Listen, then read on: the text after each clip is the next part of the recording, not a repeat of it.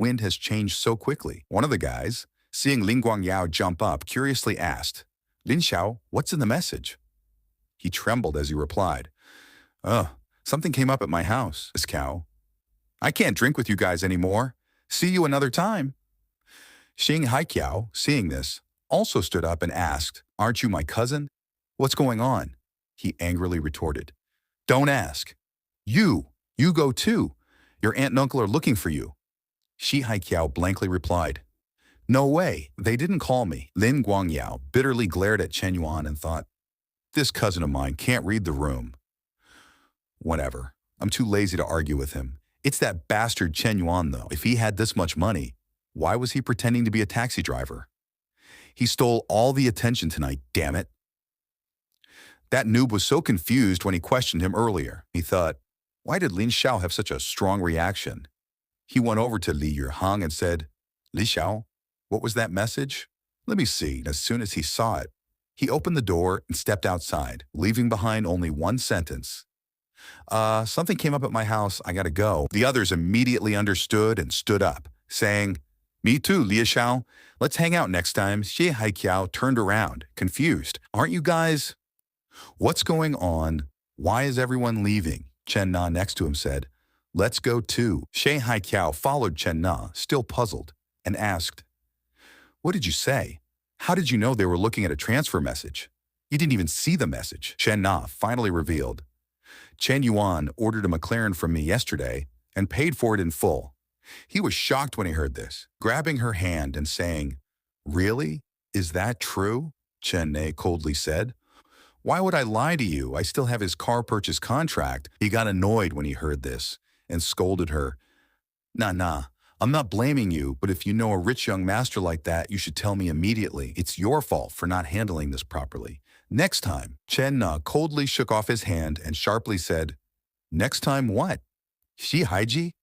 I just realized what kind of person you are.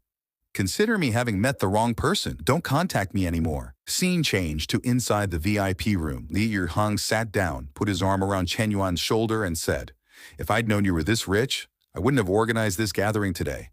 What a waste of money. Chen Yuan poured wine into a glass and said, it's good you know now. None of those guys are trustworthy.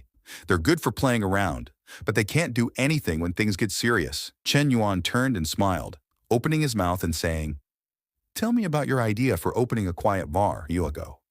Even though I'm just a small shareholder, I still have to participate in the planning of the future.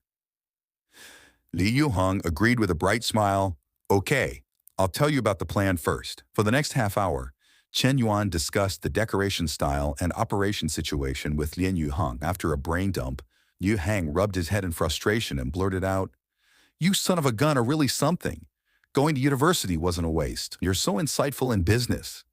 Chen Yuan stretched and said, this is called business genius, but I don't have time to be at the bar every day to watch over things. And it's even harder to save for you, so we still have to find a store near the school. Li Yuhang immediately replied, whatever you say, whatever you say. An hour later, a message from Chen Na arrived. Brother Chen, the car you ordered is about to arrive at the store. You can come on Friday to pay the final amount for the car. Chen Yuan seemed to have an idea and replied, no rush. Are you free tomorrow night? I have some specific questions about the car I want to ask you directly. Chen Na thought when she saw this message. This brother Chen is Chen Yuan. She smiled secretly, thinking, right now, Manhua is a money-making tree, but the amount of repayment is limited. We have to expand in all directions to fully utilize this sugar daddy system to make money. Moreover, Chen Na's looks and figure are both top-notch. Spending money on such a beautiful woman isn't a loss.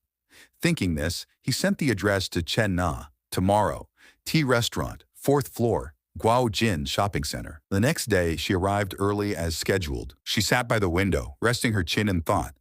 Brother Chen hasn't arrived yet. Am I early? Suddenly, a pot-bellied uncle walked in from outside, saw her, and thought, Chen Na? Why is she here? And she's wearing the store uniform too. I never had a chance to flirt with this little girl at the store. I finally caught her today. Thinking this, he turned around and said to the people behind him, you guys find a place to eat today.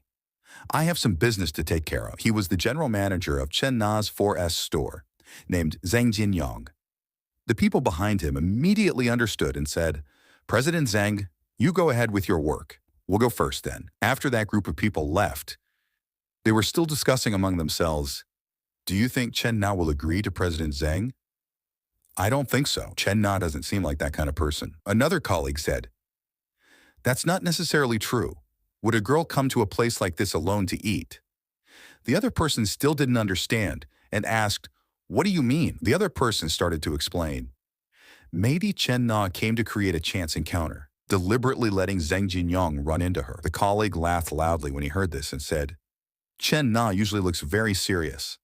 I didn't expect. At this time, Xia Haiqiao happened to overhear this conversation and wondered, Chen Na is creating a chance encounter with whom? Zhang Jinyong then went over to her table and said, Chen Na, what a coincidence.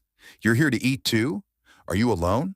Do you mind if I join you? Chen Na frankly replied, President Zhang, I'm sorry, but I have an appointment to meet a friend. He didn't know where he got the confidence, but he thought this little girl was playing the like but pretend to refuse game. He put his hand on the table and said, Chen Na, I'm your boss, no matter what. So what if you have a friend? Let's eat together, Chen Na said uncomfortably. To be honest, I'm sorry, but please maintain a suitable distance from me. You already have a family. You shouldn't do this. This guy shamelessly sat down and said, so you're concerned about me having a family? That's easy to handle. Divorce is the way to go, Xia Haiqiao thought, frantically searching for Chen Na everywhere. He fumed. Chen Na dumped me, only to hook up with some other dude. She's looking down on me. I make 400 to 500K a year. Plus, I got a car worth over 300K.